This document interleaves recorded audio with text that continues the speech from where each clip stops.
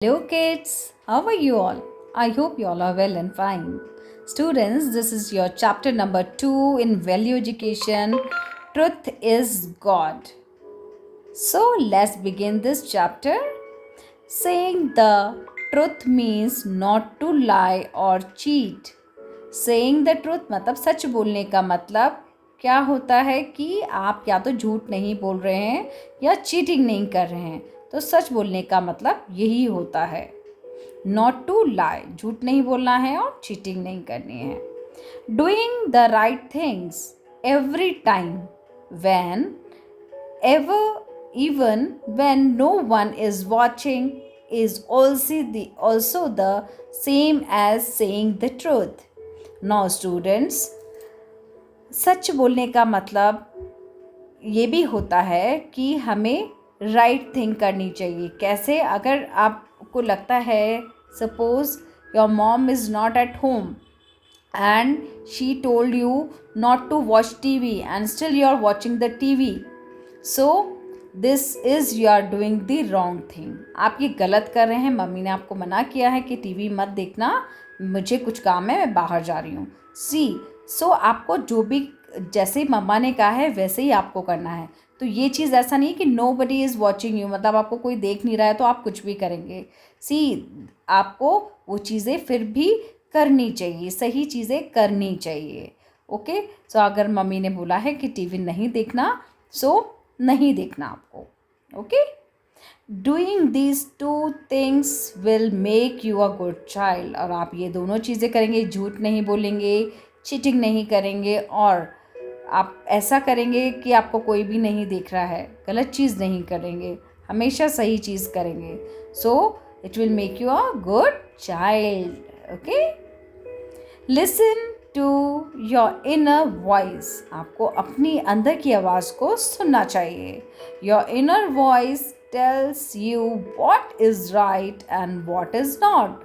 और आपकी जो इनर आवाज़ है, आपकी जो इनर वॉइस है, वही आपको बताती है बच्चों कि क्या चीज़ गलत है और क्या चीज़ सही है।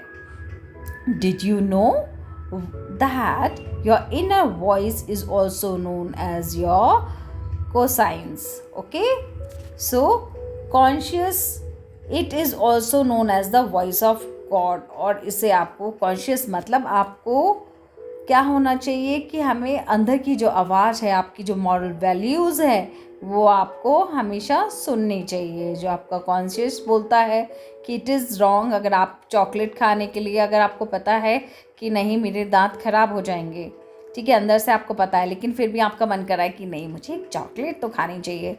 सो you have to listen to your inner voice. Okay, so it is also known as the voice of God. और ये किसकी आवाज़ होती है? गॉड की। मतलब गॉड आपको चाहता है कि आप हेल्दी रहें, अच्छे रहें, आपकी टीथ खराब ना हो। फिर भी अगर आप वो आवाज़ नहीं सुनते हैं तो this is wrong students.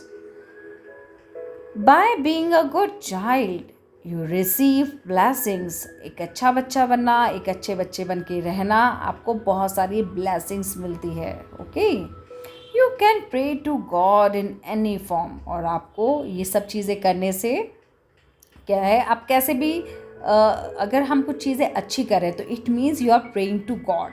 Okay, God is one and loves all. गॉड एक ही है और सबको बहुत प्यार करते हैं। Okay, God is watching.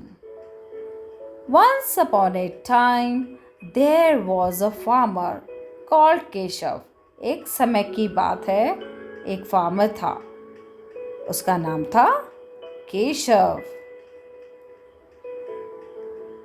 He always used to tell his son Gopal to never forget that never forget that God is everywhere and is watching। और वो हमेशा अपने बच्चे को यही बोला करता था कि आपको हमेशा यही सोचना चाहिए कि गॉड हर जगह है और आपको देख रहा है। ओके,